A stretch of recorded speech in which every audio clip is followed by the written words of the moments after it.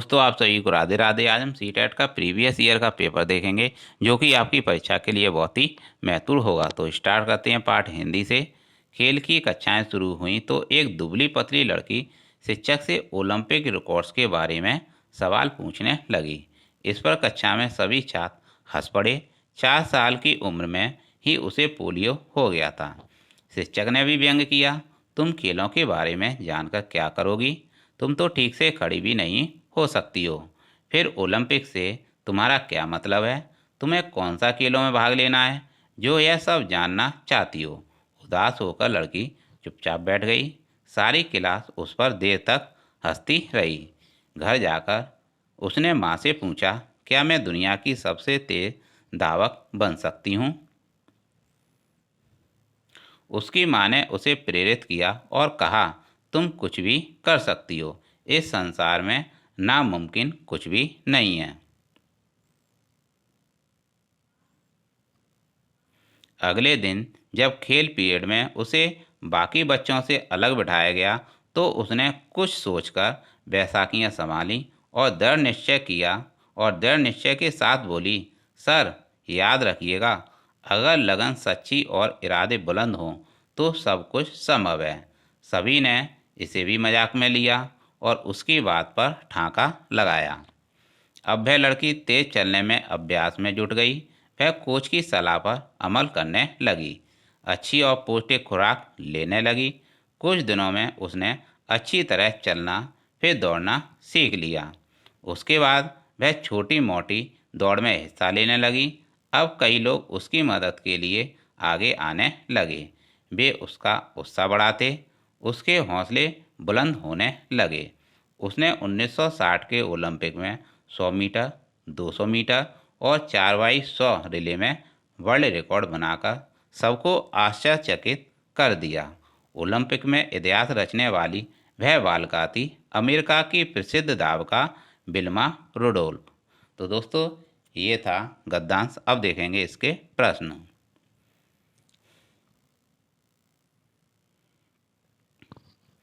व्यंग किया का सबसे उपयुक्त अर्थ है दोस्तों यहाँ पर ताना मारने से। किससे है? ताना मारने से है। लोग उस पर हंस रहे हैं, इसका मतलब यह है वह उस पर ताना मार रहे हैं। पौष्टिक खुराक में दोनों शब्द हैं तत्सम और आगत। कैसे हैं? तत्सम और आगत हैं। अगला प्रश्न देखेंगे, तुम्हें कौन सा खेलों में भाग लेना है? भावार्थ की दृष्टि से देखें तो उपयुक्त वाक्य क्या है? दोस्तों इसका राइट आंसर है, बताइए क्या है? प्रश्नार्थक, विधानार्थक, विस्मयार्थक या निषेधार्थक। दोस्तों इसका राइट आंसर है सी, निषेधार्थक।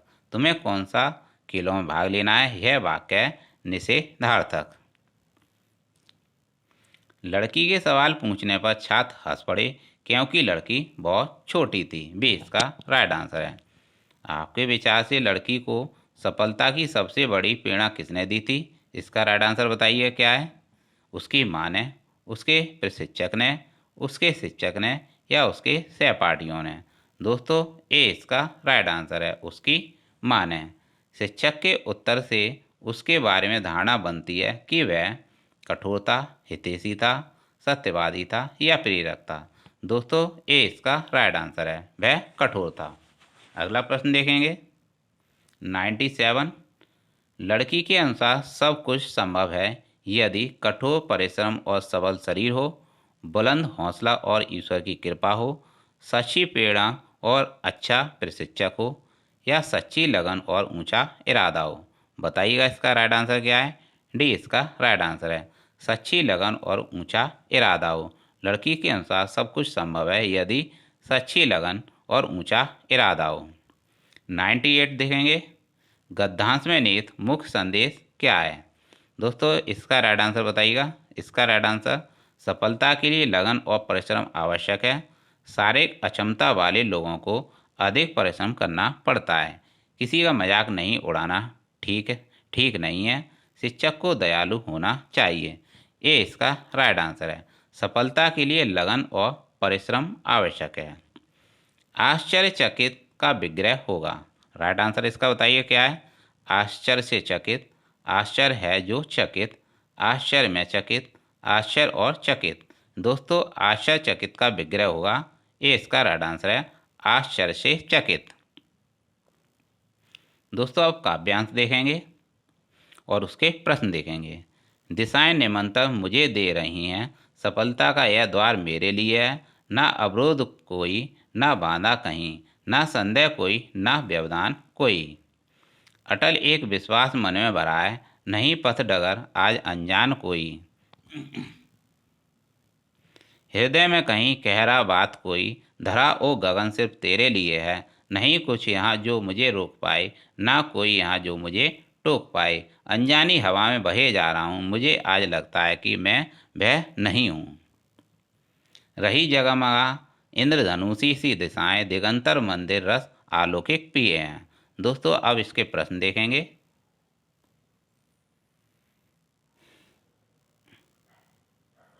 दोस्तों यहाँ पर पूछा गया है, व्याकरण की दृष्टि से इंद्रधनुषी शब्द है विशेषण, क्रिया विशेषण, संज्ञा या सर्वनाम। इंद्रधनुषी शब्द है विशेषण। अगला देखेंगे, अर्थ की दृष्टि से शेष भिन्न शब्द को पहचानिए। व्यवधान, बांधा, अवरोध, डगर। शेष भिन्न शब्द है डगर। कविता का केंद्रीय स्वर है सुनसानी और अनजानापन, कर्म और प्रेरणा, उत्साह और आत्मविश्वास, बाधाएं और विघ्न। कविता का केंद्रीय स्वर है उत्साह और आत्मविश्वास। दिशाएं कवि को क्यों बुला रही हैं? संदेह दूर करने के लिए, सफलता प्राप्त करने के लिए, कविता पाठ करने के लिए, अनजान रास्तों से बचने के लिए। भी इसका राइट आंसर है। सफलता प्राप्त करने के लिए दिशाएं कवि को बुला रही हैं। अगला प्रश्न देखेंगे, कवि को अपनी सफलता पर अटल विश्वास क्यों है? उसे रोक टोक करने वाला कोई नहीं है, सफलता पाना बहुत सरल है, उसे कोई रुकावट नहीं दिखाई देती, दिशाएं उसे बुला रही हैं। दोस्तों इसका राइट आंसर है सी इसका राइट आंसर है। कवि को अपनी सफलता पर अटल विश्वास है क्योंकि उसे कोई रुकावट नहीं दिखाई देती है। अगला देखेंगे 105। किस पंक्ति से प्रतीत होता है कि कवि का व्यक्तित्व बदल गया है? दोस्तों इसका राइट आंसर बताइए क्या है? नहीं कुछ यहाँ जो मुझे रोक पाए, मुझे आज लगता है कि मैं वह नहीं हूँ, अटल एक विश्वास मन में भरा है, अनजानी हवा में बहे जा रहा हूँ। दोस्तों भी इसका राइट आंसर है, मुझे आज लगता है कि मैं वह नहीं हूँ। अगला देखेंगे दोस्तों, नीचे दिए गए प्रश्नों के लिए सबसे उचित विकल्प का चयन कीजिए। त्रिभाषा सूत्र के अनुसार स्कूल में पहली भाषा जो पढ़ाई जाए वह हो या भाषा है? दोस्तों इसका राइट आंसर है वह मातृभाषा या क्षेत्रीय भाषा है। दोस्तों यहाँ पर बताया गया था त्रिभाषा सूत्र के अनुसार स्कूल में पहली भाषा जो पढ़ाई जाए वह मातृभाषा या क्षेत्रीय भाषा है। सी इसका राइट आंसर है। व्याकरण पढ़ाने की आगमन विधि सर्वाधिक बल देती है, किस पर देती है? दोस्तों बताइएगा। उदाहरण पर बल देती है। आगमन विधि उदाहरण पर बल देती है, जबकि निगमन विधि नियम पर पहले बल देती है। तो आपको याद रखना है कि व्याकरण पढ़ाने की आगमन विधि उदाहरण पर सर्वाधिक बल देती है। भाषा के संदर्भ में संचार माध्यम का प्रयोग न केवल सामाजिक संवेदनाएं विकसित करता है बल्कि को समझने में मदद करता है। दोस्तों इसका राइट आंसर बताइएगा। इसका राइट आंसर है बल्कि विभिन्न माध्यमों की प्रयुक्त भाषा को समझने में मदद करता है। डी इसका राइट आंसर है। अगला देखेंगे, कहानियों की विभिन्न शैलियों पर की गई चर्चा बच्चों को कहानी रचने में मदद करती है। डी इसका राइट आंसर है, कहानी रचने में मदद करती है। अगला देखेंगे, संदर्भ में व्याकरण किस पर बल देता है? दोस्तों इसका राइट आंसर बताइएगा। पाठ के अंत में दिए गए समस्त भाषा अभ्यास को पूर्ण करवाने पर, पाठ पढ़ाते समय प्रसंगवश आने वाले व्याकरणिक बिंदुओं को स्पष्ट करने पर। दोस्तों इसका राइट आंसर है बी। पाठ पढ़ाते समय प्रसंगवश आने वाले व्याकरणिक बिंदुओं को स्पष्ट करने पर व्याकरण बल देती है। अगला देखेंगे, प्रत्येक भाषा शिक्षक को इस बात की जानकारी जरूर होनी चाहिए कि उसकी कक्षा के बच्चों की भाषिक व सांस्कृतिक पृष्ठभूमि क्या है? ये इसका राइट आंसर है।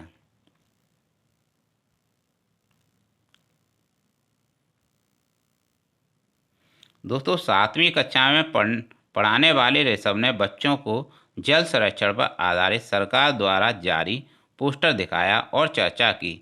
ऋषभ द्वारा प्रयुक्त सामग्री है प्रमाणिक। बी इसका राइट आंसर है।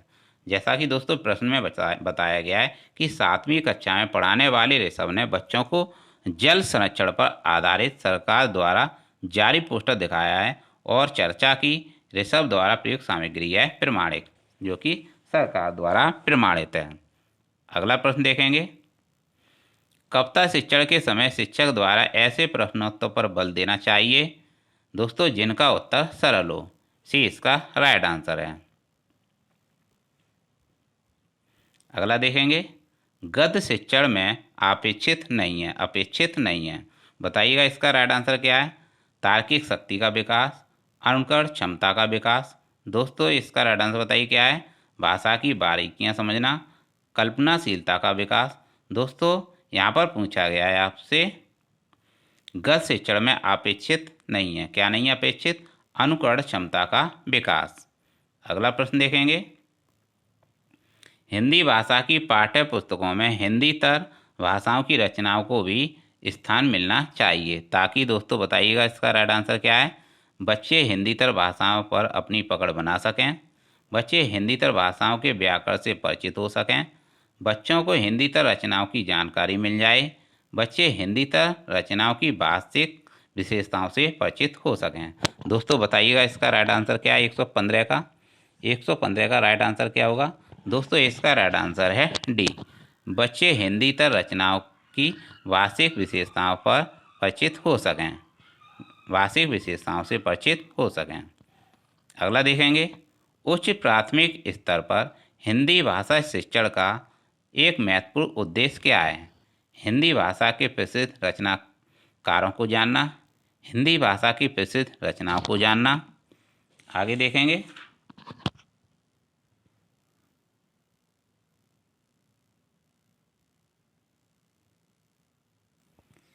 हिंदी भाषा की नियमबद्ध प्रकृति को पहचानना या हिंदी भाषा के व्याकरण को कंठस्थ करना। बताइएगा इसका राइट आंसर क्या है? 116 का राइट आंसर है दोस्तों सी, हिंदी भाषा की नियमबद्ध प्रकृति को पहचानना। भाषण, परिचर्चा, संवाद बच्चों की क्षमता का विकास करने में सहायक है। कल्पनाशीलता, अनुकरण, लिखित अभिव्यक्ति या मौखिक अभिव्यक्ति। 117 का राइट आंसर बताइएगा क्या होगा? 117 का राइट आंसर है मौखिक अभिव्यक्ति। भाषण, परिचर्चा, संवाद बच्चों की मौखिक अभिव्यक्ति क्षमता का विकास करने में सहायक है। 118 में देखेंगे। गद्य रचना को पद में रूपांतरित करना और पद को गद्य में रूपांतरित करना में मदद करता है। क्या मदद करता है? भाषाई संरचना पर अधिकार, भाषा व्याकरण पर अधिकार या साहित्य के सर्वोत्कृष्ट सृजन या अभ्यास प्रश्नों को गढ़ने। बताइएगा 118 का राइट आंसर क्या है? दोस्तों इसका राइट आंसर है भाषाई संरचनाओं पर अधिकार। यहाँ पर बताया गया था गद्य रचना को पद में रूपांतरित करना और पद को गद्य में रूपांतरित करना भाषाई संरचनाओं पर अधिकार में मदद करता है। अगला प्रश्न देखेंगे। 8वीं कक्षा में हिंदी भाषा सिखाने के लिए आप किस सामग्री को सर्वाधिक महत्व देंगे? दोस्तों बताइएगा इसका राइट आंसर क्या है? व्याकरण की पुस्तकों का, पाठ्य पुस्तक का, पोस्टर का या साहित्य सामग्री का। दोस्तों 8वीं कक्षा में हिंदी भाषा सीखने सिखाने के लिए साहित्य सामग्री का सर्वाधिक महत्व देंगे। अगला प्रश्न देखेंगे। आप 6ठी कक्षा के बच्चों के लिए हिंदी भाषा सीखने सिखाने की किस पद्धति का समर्थन करेंगे? जिसमें बच्चे परस्पर अंतःक्रिया करते हैं, जिसमें बच्चे केवल लेखन कार्य करते हैं, जिसमें बच्चों को बोलने के अवसर मिलें, जिसमें बच्चों को पाठ्य पुस्तक बिल्कुल ना पढ़नी हो। बताइएगा 120 का राइट आंसर क्या है? दोस्तों 120 का राइट आंसर बताइएगा। 120 का राइट आंसर है ए, जिसमें बच्चे परस्पर अंतःक्रिया करते हैं। यहाँ पर पूछा गया था आप 6ठी कक्षा के बच्चों के लिए हिंदी भाषा सीखने सिखाने की किस विधि का समर्थन करेंगे जिसमें बच्चे परस्पर अंतःक्रिया करते हैं। तो दोस्तों ये थे हिंदी के महत्वपूर्ण प्रश्न जो कि आपकी परीक्षा के लिए बहुत ही अच्छा एक कॉन्सेप्ट देंगे आपको और आप प्रश्नों को क्रैक कर पाएंगे। तो दोस्तों ऐसे ही प्रश्न आपके लिए लाते रहेंगे। मिलते हैं नेक्स्ट प्रैक्टिस सेट में। दोस्तों चैनल को सपोर्ट करने के लिए लाइक और सब्सक्राइब जरूर करें। मिलते हैं नेक्स्ट क्लास में। Thanks for watching.